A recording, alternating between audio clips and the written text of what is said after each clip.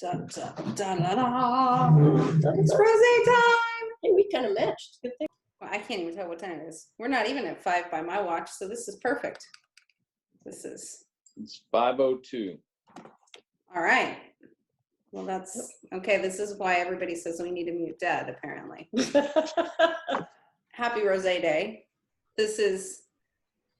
So we wanted to do rosé. Well, I thought we should do rosé because it's one of Andrea's favorites. And Harv's in San Francisco. Yeah, Harv, you gotta change your location. It's too foggy there. But the other thing that's funny about rosé, it turned out to be perfect timing because I didn't even look at the calendar. I didn't realize that it's almost Memorial Day weekend, which is the quote unquote official start of rosé season, which is ridiculous because why should you wait until Memorial Day to start drinking rosé, and why should you have to stop drinking it at Labor Day? I don't have much patience. So we drink rosé pretty much all the time until we sell out of it. Until we run out. Until we run out. And then until Carrie sells it up from under me. Mm-hmm. Harv, did you have a question? It's like white shoes and a white belt. It's not though. It's not. It's much more versatile. So here's a dish. Yep. And Ree, who wasn't sure she was going to get to join us. So nice to see you. Good. And she's actually got the wine this week, which is exciting. Maybe it's coming, but there we go. So the other exciting thing about rosé this week. Oh yeah, cheers everybody. We forgot to do that. Nice to see you all. Ooh. Oh, you need more wine, sir. Trish, you cut off the beer soon.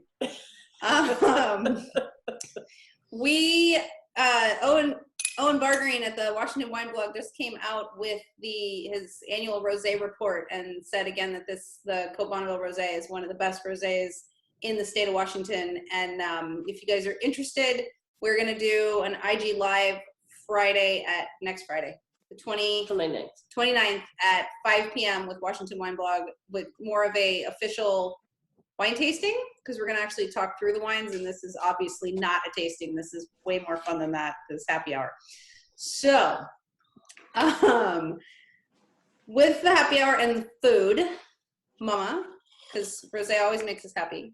It does. So how many people attempted the recipe? Yay, Becky. Good job, Gus. Woo.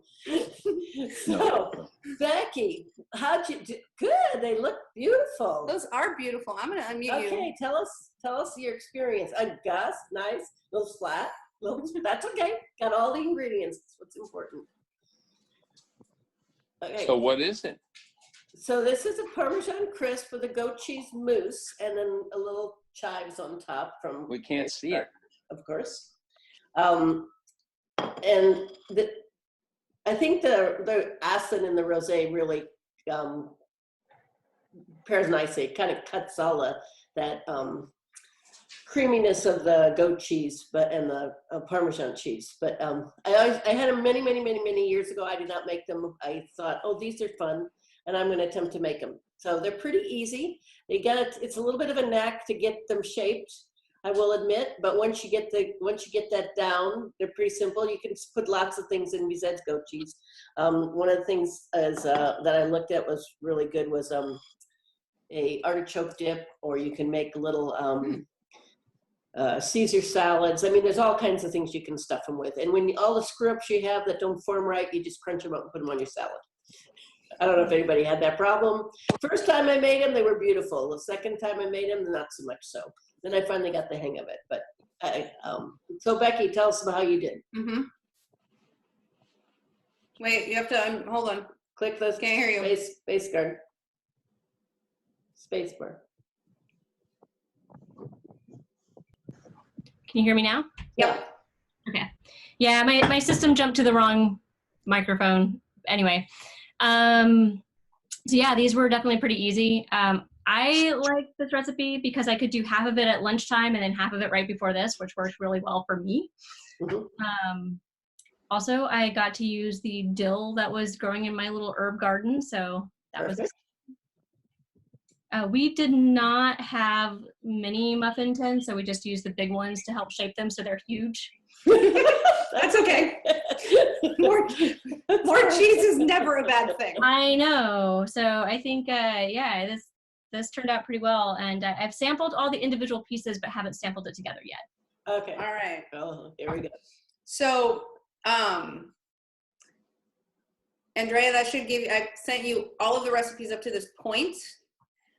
As we talked about in one of our train station happy hours, I have been a good influence on Becky's wine journey. And now I am trying to be a good influence in her culinary journey. So, since she's made almost every single recipe, you can too. I have faith. I mean, okay, and since Jason made one of them too. So, you know, if Jason can make it, then it's. Oh yeah. Yeah. Look at it. So we're gonna do a quick vineyard report. Dad, what would you like me to share first? Which picture do you want to talk about? You pick. Cabernet? The Syrah. There you go. So the Syrah vines had started before the cab, and you can see the clusters. In the foreground, you can see the wind damage to that one shoot.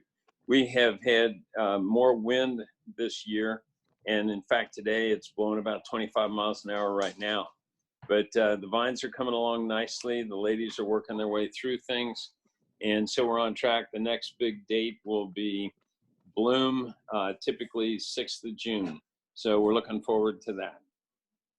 And then you want to show the cab? Yes, of course. There you go. Okay, and so with the cab vine, we started out focusing on the cluster to the left, those shoots, and they didn't have much fruit. And so the cluster on the right immediately adjacent has got clusters of fruit. So it's got the two shoots that have clusters on them, and then the regeneration shoot is over on the back side. And they're coming along nicely too. They have not been buffeted quite as badly as the Syrah because of the location. That particular Syrah location gets a lot of weather and wind and everything, and so it makes the fruit more intense. All right. So we have, and you're done. So we've already talked about how the rosé is made on purpose, where we pick the rose, it's grown specifically for the rosé. It's all of the decisions of farming, the pressing, when to harvest, how it goes in directly to the press, the yeast selections, they're all made specifically for this rosé, which is one of the things that's cool.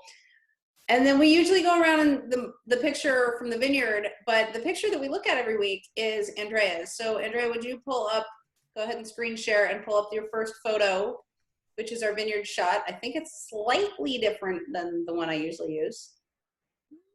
But it's the right one. Are you, let's make sure. the first drone one from the aerial. It shows all the blocks. And we're gonna play the game that we started with last week with only a drish. And everybody should know the answer. Everybody should know the answer. If you guys wanna go ahead and put in the chat or unmute yourselves, where is the Cab Franc Rosé from in this picture? Tony, come on. on. Don't shake your head. Sorry, I'm not shaking my head. I'm circling my cursor. And I realize that you can't see what I'm circling. Nope. It's right in the middle at the bottom. Right in the middle at the bottom. Whoops. Now it's all white. Yes. That is a true statement. It is right in the middle of the photo at the bottom. Good job. All right. Awesome. I'm really proud of you guys. That's I wonderful. win a free case. We just can't get it to you because the door is closed. So now that we are looking at Andrea's screen, I want to make sure that she's got all the time to talk about the cool stuff, which is what she always says is cool stuff. And we were trying to remember this morning when we were talking exactly when and how we first connected, and Mom actually remembered better than we did. So well, one day we had a lot going on, and there was a photographer up in the vineyard taking pictures who had been hired by the Wine Commission to take pictures of vineyards throughout the state, and our vineyard was one of them, and everybody was in all directions. So my job was to go up and talk to this photographer. So I said, okay, sure. And at the same day, Harvey Steinman was in the house talking to Carrie about an article that was upcoming about Chardonnay.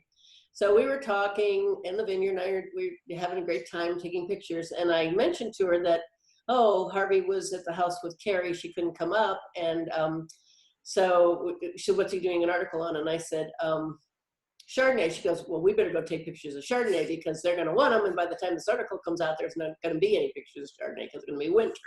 So we ran around and took a lot of pictures of Chardonnay, and it was pretty cool. And then I came back and mentioned to Harvey, because I didn't know you two knew each other. I said, oh, Andrea was up at the vineyard taking pictures. He goes, oh, perfect. Did she get Chardonnay pictures? I said, yeah, as a matter of fact, she did. So that was kind of our beginning of how we met.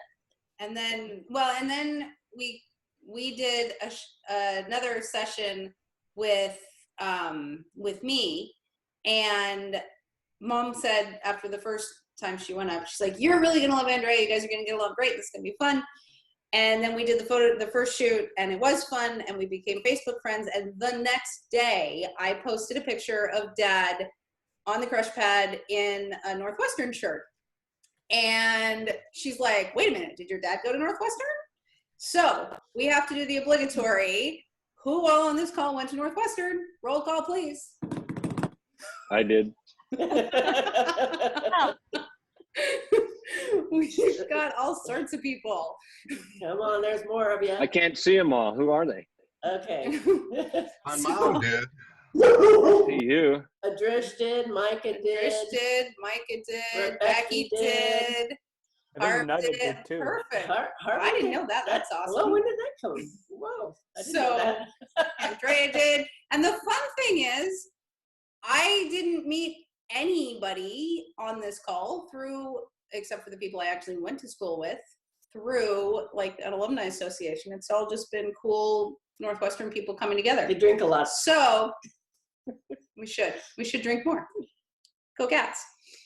All right. And with that, Andrea, we'll let you talk about how awesome it is to take photos around the world of wine stuff and just be generally an amazing person.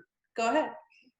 As I'm trying to get my screen dialed in here. Can you guys all see this okay? I'm trying to get rid of this window on the right, but I may give up in a moment. I'm technology challenged at times, which is ironic because that's all that I deal with typically. But what I'm super lucky about is almost all the people that I've had a chance to photograph over a period of time have become really close friends. And how amazing is it to have these as my backyard views? I certainly wish that that was possible right now. My little Zoom screen almost makes up for not being able to get out into the vineyard as much as I would like. But I'll just give up, I guess, on this. I don't know how that side thing got there. Maybe I'll just full screen it. When I do this, can you guys see it better? No, it was better the other way. Okay. Anyway, there's our first shot together. There's some stories to be told, I think, if you start off, Carrie, of the setup for the Wine Spectator shoot. I will dial in this side window thing to get rid of it. There we go. Yes. All right. Awesome. Well, one of the things that I think is really notable about this picture, besides the fact that Max was the most amazing dog at posing ever, he was like, Nugget, you have to catch. He's like, what? You got to catch him in motion. Max would just sit there and pose. He was awesome. But we've talked a lot over the years about how wine and winemaking and photography in many ways are very similar in that what we do for a living, a lot of people, it's their hobby. And what is the difference between being a hobbyist, being a professional, and really being an exceptional, like at the top of your game and at the top of your field? And I think this picture is one great example of that, because we've been up taking photos of the vineyard for years. I mean, basically since we planted it, we're up there all the time. We take a ton of photos. And for some reason, we never shot up the valley, which is amazing, because one of the really cool things about this photograph is I'm standing in the Chardonnay. You can see the Syrah behind it. And then you can also see how dramatically, I mean, one of the things for people who haven't spent time in Eastern Washington, the fact that we're in a desert, that it's so dry, and just how important irrigation is so wonderfully illustrated in this photo. And it's so important to have that different perspective, and that eye for how do you tell a story through photography that differentiates the amateur from the professional, from the elite professionals. And so it's really been special to work with people at elite levels with everything that we do, and incorporating photography into that was not something that I necessarily anticipated, but it's been fun and valuable. And as an amateur photographer, I've learned a lot. I mean, I think all of us that pay good attention to our backgrounds and our scenes and are passionate about where we are may see that with our eyes and really energetically connect with it. But, you know, capturing the particular angle is another technical aspect, which, as you can see from my screen share challenges, maybe not my focus with the technology. I intuitively respond to a place and know enough about the camera to be able to capture it. But it's, I think when you get people in their environment and the energy of that, there's always a way that we all relax, which is lovely. So most of the photos that I need to take, if it's for Wine Spectator or a winery website, is to a certain point, a vineyard is a vineyard is a vineyard if you're just looking at certain details. So really wanting to show the difference of the dryness of so remind me, this is, I don't want to state it incorrectly in the background. Those are the Rattlesnake Hills. Yeah, okay, I thought so. And so we were doing that for the commission and really wanting to be able to have a different sense of place, variation. And I seem to remember your dad being the master light handler at that point, because it was super windy. Remember that? And you were having to hide off screen and, you know, hold the strobe, and the wind was blowing, and we had to wait for moments in between with the dog. It was a fun little introduction. And then we continued shooting that day, and we had that amazing sunset. And I was trying to look for the shot of me standing on top of the car when I got this, and I couldn't find it. I put it on Facebook today. Oh, did you? Instagram and Twitter. Oh God, I missed it somehow.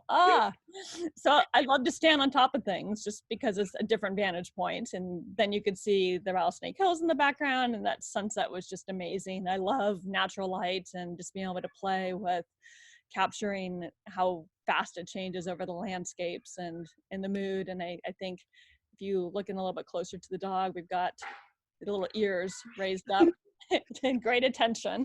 So figure out why you were on that car. Making really weird noises, because here's your pro tip. If the dog's not paying attention, weird noises are the key. I have a nice high-pitched voice. Let's just leave it at that, unless we're at the end. And so we got the attention. So the more post shots, you know, certain things that we have to do more often, but I really enjoy the candid moments too. So it's been fun to spend some time with you during harvest and just, you know, catching the natural light and the punch down and the energy of being in that space. And feel free to jump in, any of you guys, if there's some stories with photos of your own that. Tony does want to know, do you just use the camera, and on camera flask, do you use reflective discs, etc.? I have some of the gear with me more when I'm in Oregon and Washington, so I can drive in the car with it. For most of the international stuff, it's a pain in the butt to carry all that stuff. Maybe it will be in the car, but it's really just paying attention to where the light's falling. So we did open up, I think probably the door was typically closed at this time, and it was pretty tight inside with the fermentation going on because it was towards the end of harvest, I think. So we need that natural sunlight to come through, and backlighting always makes things look a little bit more colorful and engaging. So you can also see the sun hitting your head and lighting throughout here. So almost 95% of my shots are natural light. The portrait view was the one exception. So, and this I believe is all. Dan has a question. Dan, what's your question? Oh, I just wanted to point out that when Andrea is talking about standing on a car, she has a Subaru and she puts a trampoline on top of the ski rack. And then she climbs up on top of the trampoline and takes her picture from there. And I have a photograph of Andrea on her Subaru's trampoline that they said, no, don't bring it today. But anyways, Andrea really gets after these pictures, believe me. Here's the picture from Facebook. I can't get it to show. Oh yeah, thank you. Awesome. So yeah, we're kind of going from some more stage to less staged. We're going back and forth here. This is, you know, your new tasting room space has such beautiful light. And this was a super hot day, if I remember right. Wasn't it in the mid 90s or so? Yeah, this was the middle of June, end of June. Yeah, June 23rd. It was Ale Fest. It was warm. Yeah, yeah. And, you know, we worked, and obviously everyone enjoys your wine, so it was a pretty relaxed scenario.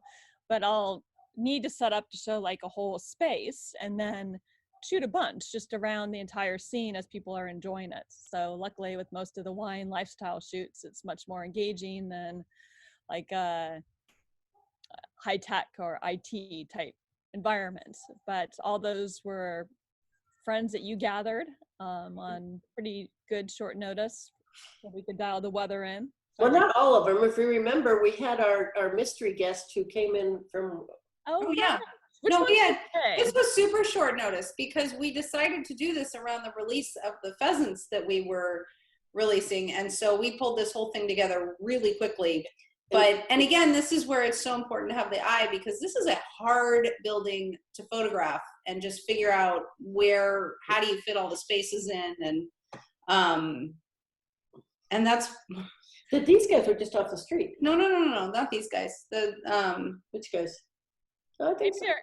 Those guys were off the street. Yeah, those two that you've got your cursor on, they were on. There's a second picture. Was open, so people were walking in. It was pretty spontaneous.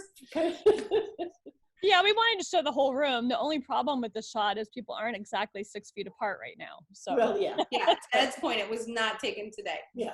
But yeah, I mean, it was fun to be able to capture the space and see what's going on. But we were there for the pheasant event, which was awesome. My God, those things move fast. And I wish that I had the video with me right now so I could have pulled it up. Because I think actually the video tells a little bit more of the story between the energy of that. But that was a magical day out in the vineyard to see. We were hoping they would fly, and most of them just took off like a bandit. That one flew slightly slower to be able to try to capture it, and the backlighting of the sun again kind of accentuated the wings. And you want to, I don't know how much most of your club members know about the pheasant release, or we did. Well, we have I think we've mentioned we did a wildlife habitat improvement program many years ago where we planted the shrubs that pheasants like for the berries and the cover. And enough years had gone by and that had become good cover. We also have a pond down there, so they have water. And we worked with Pheasants Forever to raise pheasant chicks and try to release them and try to get them established in the area. So this was our first 100 pheasant chicks that we released, that after we raised them up from day-old chicks. So that was pretty cool. It was.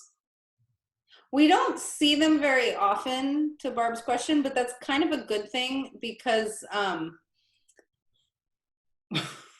because if we could see them, then the predators could see them, and then they would get eaten. So it's kind of good that they learned. We used to see them at the beginning, and then they learned how to hide.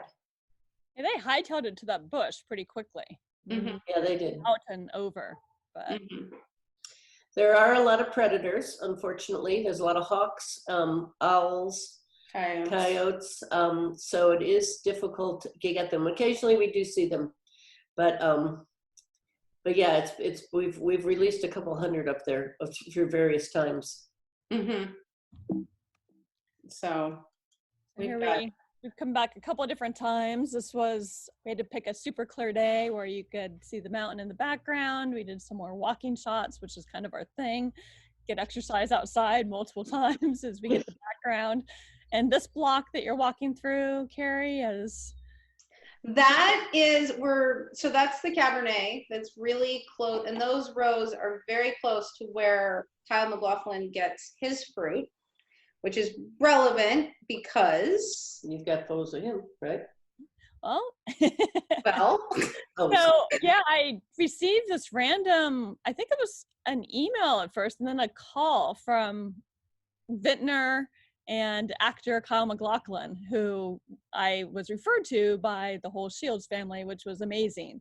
And pretty much working 95% in the wine industry, I guess I deal with a lot of different personalities, some of which are quite well known, but I've never had anyone put me to ease as much as Kyle. He was just really laid back and fun and chill over the phone. And I went out to the winery. He's like, just give me your iPhone shots. Let's just play and have fun. It was a release event. And so he just is jumping up on barrels and photographing someone this was right when Twin Peaks, the return, was about to go public again, or he was in the middle of the filming of it. It was all under wraps, so I had no idea he was playing all those different characters, but he was usually photographed with all this hair and makeup and styled and everything else. So it was just pretty amazing, like some of the best photographers in all those different genres. But Kyle was pretty adamant. It's like, let's just have fun, no hair, makeup, styling, lights, other things like that.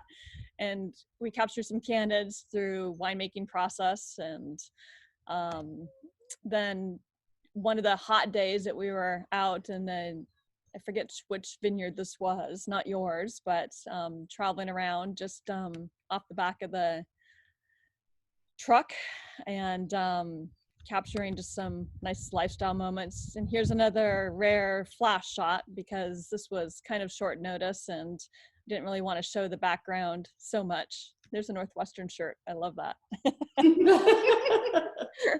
So we were just kind of having fun with playing around with different variations. And I've been able to continue chronicling Kyle. The strange thing is I usually will give an idea for where people to go, whether they're like in a vineyard or it's a portrait or action. You don't want to direct people too much because then they're in something that doesn't feel authentic to their own natural poses. But Kyle's a pretty established director himself, so it was super easy and fun. And I was totally intimidated at first, but it's like, Kyle, obviously I'm not really going to direct you. You just get out there and do your thing, and I'll follow you with the camera and we'll capture a few different moments. So a lot of these were for his website, and then several of them were for a Wine Spectator story that came out too.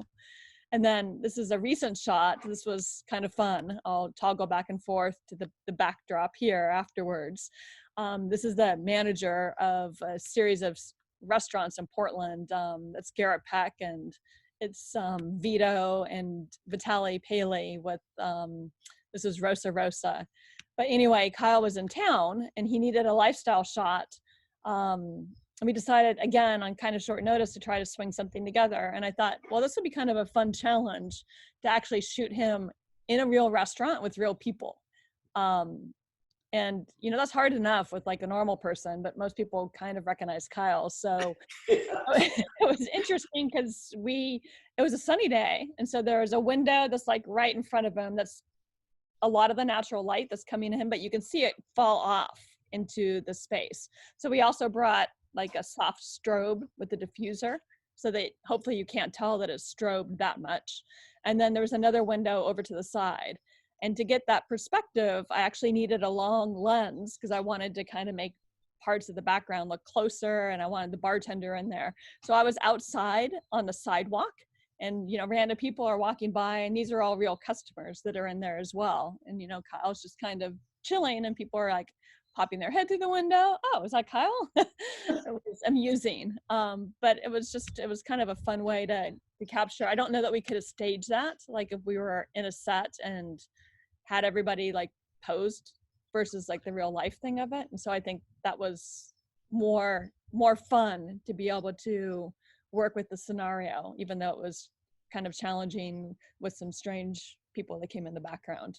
But anyway, and then going on, so I decided just to do like a virtual world journey of some of the highlights that and it kind of amazes me. This is just really the last year of travels. So, right. And Scott did ask earlier in the chat, what's the most exotic wine destination you photographed? So hopefully it's in this list. If it's not, you should at least mention it. Yeah, you asked that, like, it's a hard question. Like, where's the best place that you want to go travel, your favorite wine, or your favorite kid, or whatever else? And I'm always saying the next place that I'm going to. I'm home for some time now. And the funny thing is, like, through travel, the more that you do go to different places, the more you appreciate when you come back home what's really special about it. So, yeah, I think whenever, like when I was in Argentina, you'll see photos of it later on of Mount Hood and the vineyards in the Pacific Northwest. People are always amazed with all the volcanoes and the vineyards and things we have here. Argentina had been on my list for ages, just like the Andes Mountain and the culture, and Portugal had also been on my list, and that's coming up here shortly. So that, and I think there's some with the Moselle and a little bit of New Zealand as well. So, I mean, the fortunate thing about most of the wine business is by default, they're in really beautiful, unique settings. So my challenge is to try to capture a photo that showcases the environment that it's in, that looks different than other places. So this is actually a drone shot, which was kind of fun. This is a harvest party, and it was super hot in Mendoza this last vintage, so everything was bumped up quite a bit early. We got some tango dancers down here, and I got the drone up and wanted to wait until the sun just dropped down enough that you could read everything with the light. And just the whole food wine scene is super fun. So it was kind of like some dramatic skies, and I got a little bit of rain shortly after this, but the open fire food celebrations and everything like that are just like, the whole culture is amazingly open, fun, and warm. At the end of my harvest party, we had a harvest party, but we didn't have tango dancers. We had the asada, but it wasn't quite that fancy. So, sometimes, well, I don't know, like the best is just, I think the whole enjoyment that the Argentinians have with culture and food, and like their love of life, and a lot of Latin cultures as well, like, or even Spain and Portugal and other places, just like you can't really capture wine without culture and without embracing the entire environment and the food and celebration around it. Yeah. So, and even the most casual food I had in Argentina was amazing. It was really special and always delicious. And Adrish, we're not putting a pool in cabanas by the train station. Aw. Maybe up at the vineyard. Maybe we'll just look at the photos. I've been having fun with a lot of drone portraits and shots. So I'm actually here with the controller on the end, and convinced everyone to hop up from the table right when the sun went down, so we could get like a nice view of the garden behind it, the vineyards, and the mountains behind. A little bit more close up of the party and the tango dancing. And then, just because I couldn't help throw in a few non-wine related options, needed to get, like, the whole gaucho culture is amazing up there. And you could see the mountains in the background. I really wanted to get up a little bit higher. So I don't know how they do it, because Argentinians and the events that I was at, people will stay up until 3 or 4 in the morning. And then this horseback riding starts at 5:30 in the morning. So it's like, the siesta thing is important, and it's kind of real. So we rode in horseback in the dark, maybe an hour and a half, you could see all the stars around. It was absolutely insane. And got up to be at this vista right as the sun was popping up, and it had rained the night before, so there's this fresh coating of snow, and just the energy of that whole situation was beautiful. So I'm throwing in a few random travel things because it might be a while before we're out there. But after finishing harvest in Mendoza, I popped down to Patagonia to capture some of the mountains and the glaciers, and just the way the light is out there is just phenomenal. You know, there's a different quality of light in most places. And it really affects how the vines and the grapes and agriculture grows too, which could be a whole different discussion. But it almost looked fake. And this is like another part of the discussion that we were talking about, Carrie, is like the style of photography that I do versus like the style of winemaking. I'm not adding filters to this or, you know, modifying anything that I wouldn't have been able to do in the darkroom in the past. It's just being at the right place at the right time with the right light. So I think that's kind of an important consideration, that there's a lot that goes into these photos. And I'll show you in the next series in Portugal how, you know, it takes just patience and connection to be out there. But this was the entire scene over the Fitzroy group, and it was just a magical morning. So the only downside about being a wine photographer versus a wine writer is I have a lot of these like super early morning shoots. So I'm constantly sleep deprived. So anyway, this is where I was when all the pandemic broke out. I really didn't have much internet connection or any clue the extent of what was happening around the world to even understand the expediency of needing to get out. And I barely got out, and now Argentina's actually closed their borders until September. I think I was one of the last flights that was allowed. So hadn't I been able to change, I would have still been down there for some time through their winter. But so back to the question about what some of the favorite places that I've had. I was out in Portugal for a couple different pieces, and Wine Spectator was updating their story on the Douro. So this is one of the wineries that I was staying at, and it's a drone shot. Again, it was pretty windy, so it was a little bit harrowing flying the drone over the river, hoping that I didn't lose it as it took off in the breeze. But, you know, the shots, if you don't have a lot of time in a place to capture a great landscape, can be challenging. And ironically, it was super rainy and windy for almost all of my visit in November. Normally it's pretty warm and dry. So I managed to capture a few of these where you could see the vineyards and the cruise boats that go down and some of the housings and the terracing, which is really quite dramatic. But without a person in it, it loses its sense of scale, and it kind of loses its sense of personality. So of course, the day that I'm scheduled to do the portrait, this is an amazing couple. It's a winery called Wine and Soul, Sandra and George, and they do like beautiful Portuguese table wines in addition to incredible port wine, of course. So she had just flown in. She's like one of the top women winemakers in Europe at this point, I think. And I wanted to meet her for a while. And they actually each do different portions of the winemaking.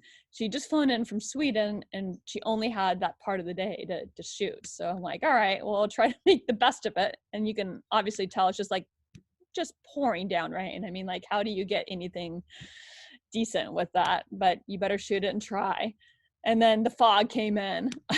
So we moved over to another vineyard site, and you know, I'm showing a series of photos of what didn't work at first. So it kind of gives some insight into how you capture something that really comes together. The light was pretty flat. I hadn't traveled with additional lighting. I would have liked to have done something that made them pop more. And then I tried some different angles, and the sun came out and it was super bright and sunny, which is never ideal for a portrait because you're all squinty, and it was okay, but it wasn't really quite working. And so lucky for me, there was, as I go back here, this cellar, this, I think 200-year-old quinta, as they say out there. And they had an archive of all these amazing ports. And so we started actually sampling through them. I'm like, let's get some shots indoors. And then as he asked questions, I was embarrassed to reveal how much I really didn't know about the whole port making process, because this was one of the first wineries that we'd had a chance to talk one-on-one with. And so they gave me a glass, asked me to join in as we're waiting. And they start pulling out like a 20-year-old port, and then a 40-year-old port, and an 80-year-old port. And then we get to this one, and this is like a 100-year-old port from his great-grandfather's vines. And you can't really classify like port wine after a certain age, that you really, because you blend it and you do different things from components, but it blew my mind. It was so much more fruit in the wine than I expected from something of that age. And it was just vibrant and alive and really, really beautiful. So it's not something I would typically recommend in doing like a portrait session, but by that point we're all pretty relaxed and the sun came out and then I captured this. So it's kind of like the patience, like I could do like the before and after that's pretty obvious of why you need to wait for light and weather and time, because you just can't filter or Photoshop or light anything like you can with the natural scene. So and then I got to, let's see, how do I get off? Let's get back to, I got to get back through the vineyard a little bit more. And what I really enjoy with most of the photography and the experiences are the more storytelling and options, when you can spend time to capture all different aspects of the history. Like these terraces and these rock walls are all done by hand. It's insane. They're repaired portion by portion. They were initially built with all of the rock pieces from the vineyards, you know, hundreds of years ago. It's crazy the amount of work that goes into that. And oh, it's my screen. So by being able to get a little bit closer in, you know, you can start to see it's a beautiful graphic, and there's the stairs that go between each of the rows, but it just means taking a little bit more time to understand how that terracing and the rows and everything is unique to the Douro. And then you've got these sections of through the schist rock that this is all of where the root of the vine is going through. So, I mean, that's some deep roots through there, and most of it is not irrigated. So it's pretty interesting to tell the story of the terroir and the region through that. And then, you know, just waiting for the right weather and time of day. In the fall, everything looks much lusher than middle of the summer. So just absolutely stunning terraced areas. This is, I don't know if this will, I've been doing more and more video, and I contemplated showing some of it, but it might be, oh, I didn't. So this is actually like on an Instagram piece with George and Sandra in the car, but we were able to drive around some of the property and check out, and you're literally driving these super skinny roads. And we had a rental car, so getting there was pretty sketchy at sometimes, because you just have hundreds of feet dropping off on either side. So certainly not anything you'd want to do. I mean, like most people aren't able to come and just go through the vineyards. And so whenever I met people, they would have their Land Rover and drive, and you'd be hanging onto the side as you're going around, just like with these absolutely insane views. So it was super fun. And Drish, to your question, that terracing is not common. There's a lot of places in the world that say they have steep vineyards. There's not a lot that I would say the Mosel, the Douro, they're kind of at the extreme of steep hillsides where they do things like this. There's some areas in the Rhone that they don't have terraced, but they're also like this, like they tie people to the top, and then so that you don't fall down the hill, because if you fall down the hill, you end up in the river and you probably wouldn't make it back up again. So it's kind of cool to see what people have done in various parts of the world. Portugal's on my list though. I look at these pictures and I'm ready to hop on a plane. Yeah, I mean, the people are so down to earth. Like, I mean, it's the most, I've photographed a lot of what people call extreme winemaking. And one series that's not in here is the Ice Wine Festival and Ice Wine Harvest in Canada. God, that was insane. Very, very cold conditions and people with ski gloves on picking after they've been at the bar all night, but that's like another story. The amount of like manual labor that these people did. Like when they discovered this is a viticultural area, it was just these steep slopes, and they had to bring everything in by boat, and like most of the areas, just like generations building up these terraces. So just the focus and energy on that was incredible. And the olive harvest, so they had, and I should remember the exact name of this pest that came through, and it decimated a lot of the vineyards, which was heartbreaking. But some of them planted in olive trees to intersperse and help with some of the erosion as well. So they're on these steep terraces, and they take these long sticks, and it's actually an easier video than photos, and they are shaking at the tree, and all the olives fall down into these nets. So it was pretty cool to be able to capture something different happening in the same area. And they were amazing olive oil. Like I'd never really thought about Portugal compared to Italy or Spain, but it was really fun to see.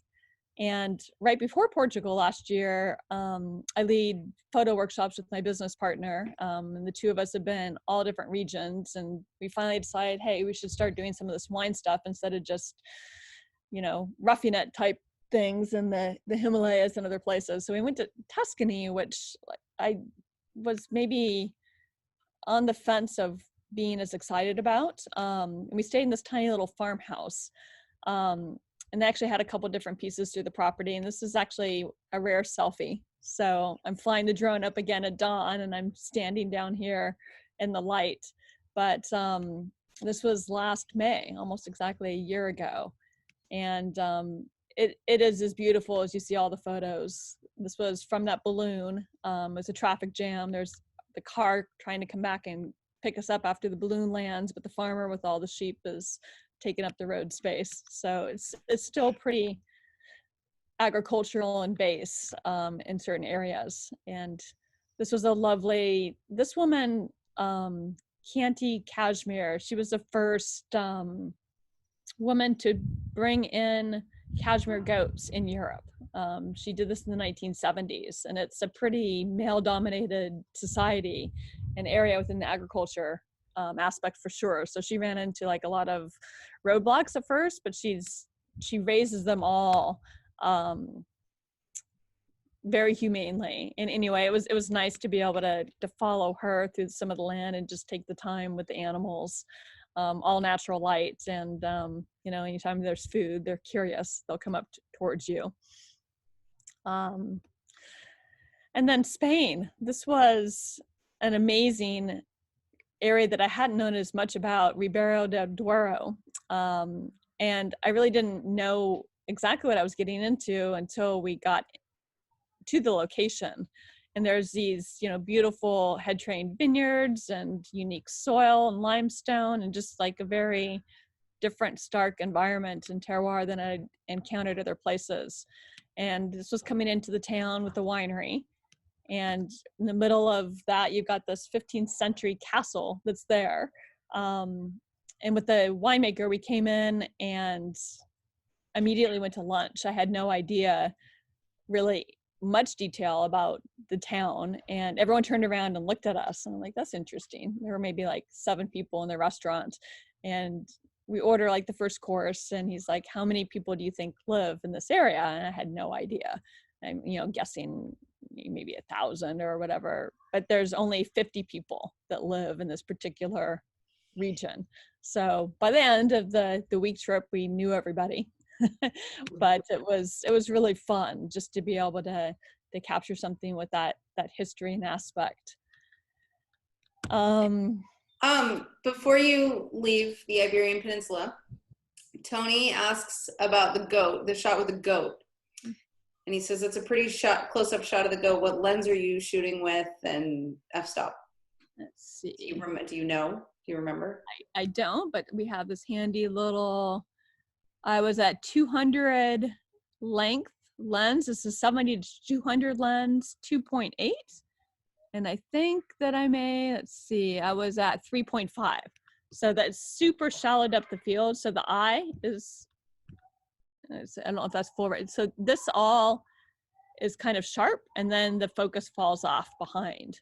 So that's my favorite portrait lens, whether it's animals or people or other things like that, because you can make the background all soft and inviting. And the goat was pleasant enough to pose for me for a bit, probably waiting for food that she was carrying around behind me. I like the collar. I'm glad that got in there in the foreground. Yeah, thanks. I think, a lot of times with animals too, I'm laying on the ground and who knows, whatever, because you want to be able to capture their perspective and unique point of view. So often you see me standing on top of a lot of things, or in helicopters or on drones or cars, but also getting a really low vantage point helps differentiate your typical viewpoint of wherever you're standing between 5 to 6 feet. So I'm going to let you talk about Riesling a bit for some of this, Carrie, because you can speak a lot more probably than I can about the importance of, and you were just there recently too, so probably going right by these sections of the river. A year ago, in fact. And that looks like just above Burncastle, actually. Or no, would you say this was? Well, let's see, there's that Clock Vineyard. I think the Clocks, this might be the Erdsinger Vineyard. Okay. But I mean, it's incredibly steep. Uh-huh. Mm-hmm. And interestingly, well, yeah, the previous vineyard was blue slate, and this is red slate. And so those are two different vineyard sites. True. Which one of the things that we learned about in the Mosel, because I asked obsessively, was you have there's most of the Mosel has this blue slate, which is really important because it's cold there, and the slate absorbs this heat from the sun and then it reflects it back up. So that's how they get the vines ripe. And that's one of the things that's important in Châteauneuf-du-Pape. So you have the same kind of, the rocks absorb the heat and then reflect it back up. But it's not as important in a place like the Yakima Valley because it's super warm. So one of the things we try to do is get the canopy so we have enough shading so we don't get the sunburn. So it's a great example of how when we talk about things like sustainability or viticulture, all these things have to be taken in context, because what works in one place doesn't work so much in another place because the conditions are so different. And interestingly, compared to the terraces in the Douro, where they plant this way, in the Mosel, they plant straight up and down. And it's crazy because you'll have one vineyard that's fairly large, but over time it's been separated. So people have just a few rows, or just a few, and they have roads that go across. So you'll have different people who own these rows, and these rows, and these rows over here. And so it's really not one, there's a lot of wineries that'll have Utziger Wirtsgarten, for example, but they're different rows of different vineyards. They're managed very differently. So it's not like we sell fruit to people and we manage it all in a fairly similar manner and then they vinify it. There's much more differentiation with that. That being said, because there's not a lot of land, vines are very, very close together, and the soil's really poor. So the vines, they also put the vines close together because when you have a lot of capacity for growth and you have very rich soils, your vines will get bigger and they need more space to grow.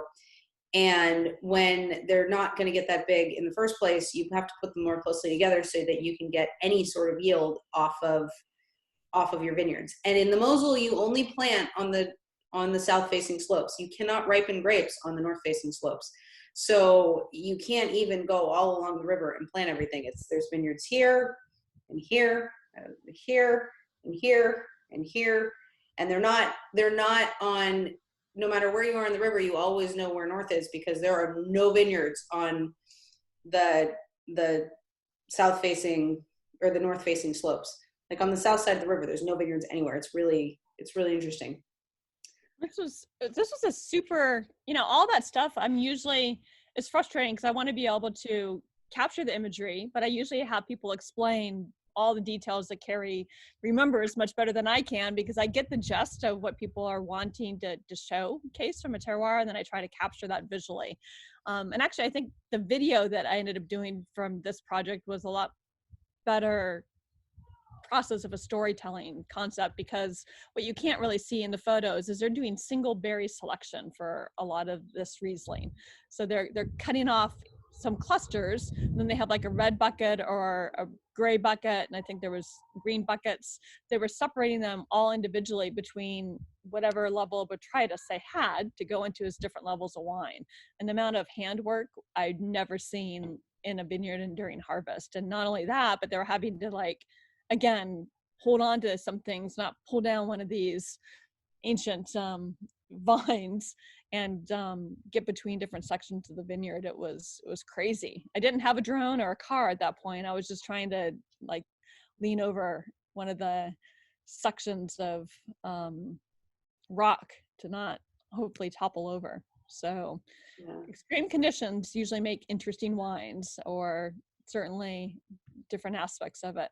Yep. So hopping. Paul, to talk about how it compares to Burgundy, you're gonna have to come on the cruise next year with us, because I've been to Burgundy briefly, but I'm looking forward to next year's cruise, which starts in Provence through the Rhone up into Burgundy. So we'll come back to your Burgundy questions next year.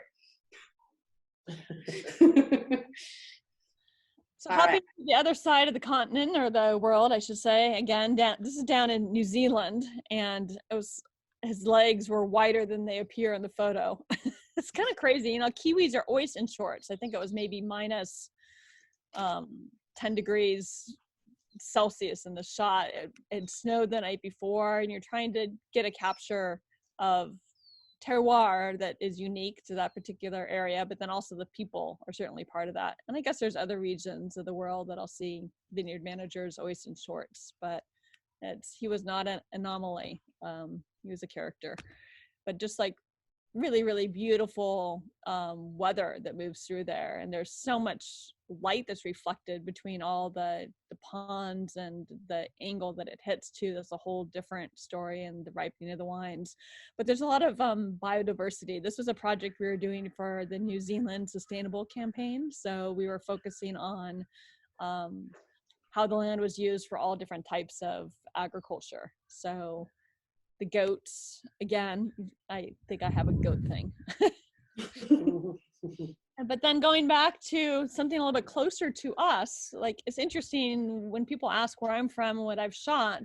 I think this was a couple nights after I'd stayed with you, Carrie, where I was chasing storms, and this came in pretty quick, and it was totally socked in, and then the light came out, and you have maybe an hour and a half before the snow melts off the area. So this is the Columbia River Gorge en route. I think it's I forget what that rock outcrop is called, but it's Mary Hill Vineyard, and you've got some trees, what are they?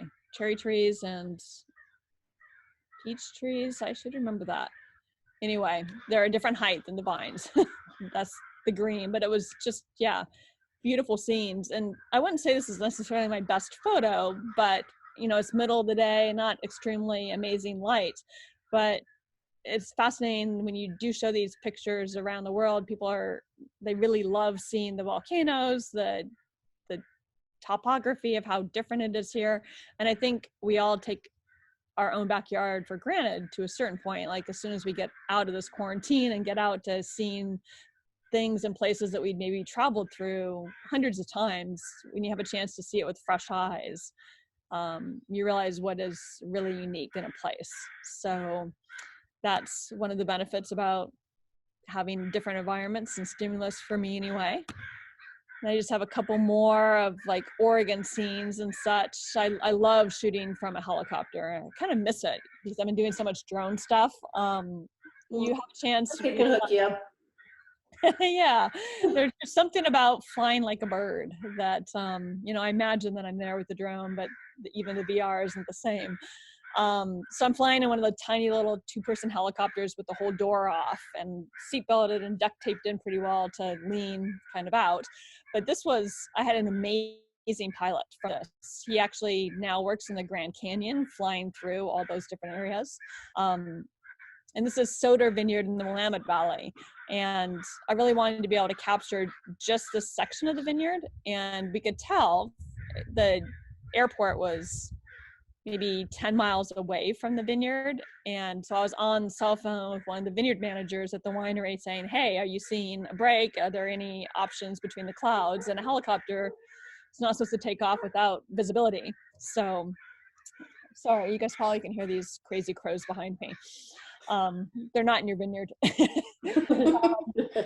But anyway, so we like shot up through like a really brief break in the fog, and we got there just in time for it to kind of reveal only that particular vineyard and not as much of the other properties around it. So I love like the difficulty of the shot. Sometimes that doesn't come through in the final image, but it also tells a story about the weather and the situations that we have in the Willamette Valley and the cooler nights and the aspects that happen around harvest time. So then I threw in a few just from very recently. After coming back from Argentina, I quarantined for quite some time just to make sure everything was okay. And like everybody, I've kind of hunkered down at home, but I've started to venture back out to some vineyards, which is pretty safe in animals as well. So I was fortunate, here I am back to my sheep and goat thing of new life and energy. So just capturing the moment of feeding there and the proud mama kind of protecting probably her babies in the background and just kind of checking me out. And I'm literally like lying on the grass, I think propped up by my elbows to get so that the sheep's head is above me, and with a wide angle lens to be able to capture a sense of place with the whole environment around me. So this is out at Cayuse in Walla Walla Valley. And with the wide lens, you can see part of the vineyard in the background and everything else like that. And I'll just end with my hopeful rainbow at the end of all these storms, just by being able to stay in a place. Like I camped out this little house in the background. I got out in the middle of the vineyard photographing the animals, and a downpour, just like suddenly that wind came through like we've been experiencing. It just started to dump. I didn't have an umbrella or anything around me. I kind of waited it out. And sure enough, as the storm passed through, I've been trying to photograph this property in an interesting way for years. And luckily everything just aligned and it was kind of almost a double rainbow coming through. And my little hopeful anecdote after wading through some of these storms, it's usually the difficult times and light that make it more interesting to capture versus just appreciating the bright sunny options. So here we are, and I can't wait to get back out there again and probably capture more closer to home with a different appreciation and eye. And then by sharing all this stuff too, I realized like the importance. I didn't have all my images with me as I was preparing for this. Sometimes it's all the photos that didn't work or the funny pieces behind the scenes that make the story. And I'm really enjoying being able to do that more. Like we've had a chance to work together, Carrie, for a period. So you get a whole image library together. And then it's over time that those stories evolve versus just the one killer image. I mean, it hopefully all of it aligns sometime during that process for the amazing landscape, but it's all the pieces in between there as well. So just paying attention and having your camera ready is probably the most important tip. So if there's that one killer image that people like, Scott is asking, is there a place that people could purchase your photos? Well, that would only be if I was so market savvy that I had arranged that. I should do that. I should have some of these. I do have kind of like on my website, Andrea Johnson Photography.com. I have a fine art section. I believe you have to dig, you have to hit the archive, and I have some of my favorites. So some of these have printed really large in vineyards, like a vineyard at a winery. So, look at my hands come in. That's weird in the background. Sorry, distracting myself. But I did have, this was really cool. There was a chef in Seattle that loved this particular wine, and he contacted me and purchased, I think, 7 or 8 different individual shots, all from this one vineyard, his favorite wine, and he put them all around his house, which is pretty cool. So I have a custom printer that I work with in Portland that can do it on all different sizes and options. And so as a reminder, I should post those out there more often, but in between time, if somebody was to send me a message on my website, or my Instagram is Andrea Johnson Photography. That's a good reminder to put that up. Thanks. Scott will connect you so you can ask her that question again. Cheers. Thank you. Because one of the pictures that she didn't show that I think is really special was, I mean, there's pictures, as Andrea was mentioning, she leads the photo tours and she's done a bunch in the Himalayas. And there's a really amazing photo that she shared with me when I had come back from Nepal, and because I was there for the earthquake, and we were talking about what can I do, what can we do, how do we raise money to help the people during the earthquake. And there's two mountains that do this, and there's the sun coming up, the moon coming up in between, and it's just the most amazing photo. And it's worth going to the website and looking through everything, and there's so many exotic locations and photos, and it's fun to do, and we'll help her figure out how to get them. So I actually turned it for Earth Day, the shot you're talking about. Yep. I turned it on its side, and I don't know if you guys, am I doing it? Yeah, you can. So it's like my Spirit of the Himalayas photo. You can see the light kind of emanating through the mouth, the nose, and the eyes. But that was, an incredible, that's one of my favorite fine art shots, and it's posted recently on Instagram. Yeah. So Paul wants to know who your photography printer is, and because he's also in Portland. So he does most stuff. His name is David Hooten, and it's Pixel Point, and I think he does it mostly with businesses. And I just am able to get wholesale pricing for different options. But then I've worked with a different metal printer as well, because there's some options. Like I photographed the eclipse over wine country, which was really cool. And to be able to get that to showcase is a different printing process, and that's, I forget the name of it, Vancouver. But like any good printer, whether it would be something you'd print of your own photos or mine, you want to get a test print. And there's so many different mediums that you can print on now. Like obviously archival photo paper is ideal and nice, but sometimes framing can be really expensive. So more and more I've been doing prints on like really nice rag canvas that can go large and don't have to have the glass in front of it. And you can even print like on wood surfaces or metal or all different variations. So getting a good quality printer.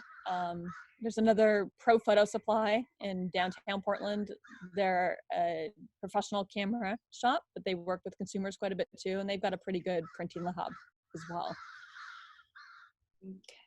And then you do mostly vineyard and winemaker photography, right? Because the Metropolitan Grill, when they won their grand award, they all got photographed and got their pictures in the Spectator, but you didn't do those photos, right? Yeah, they've asked me to do their event before, which would be a lot of fun in New York, but it's always during harvest, which sucks. Like the timing of all of their activities is not ideal. So during the off season, which is getting more and more random as we speak, but usually once harvest finishes here in the Northern Hemisphere, that's when I take off and I do more of the adventure sports and travel. So like, as you're saying, a lot of stuff in the Himalayas, and I love photographing Buddhist cultures, which just are incredible. And just like the whole dynamic, it's like just unplugging from our visual world of what it's like to something that's completely different.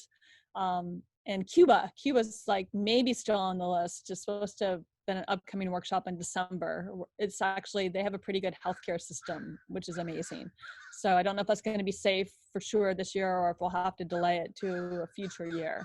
But a lot of places like that, it's funny because I'll still get out and capture agriculture. We'll go, like obviously the cigars. So getting out into the fields and capturing that, as well as like the rum is amazing there, but then more behind the scenes with the dance. And I love doing that. It's just not an easy way commercially to make a living. So I just do these really small workshops for places that I would love to travel, and just do really small groups with cool people that may be great photographers or maybe just shooting with their iPhone. But it's all about getting the access and getting behind the scenes.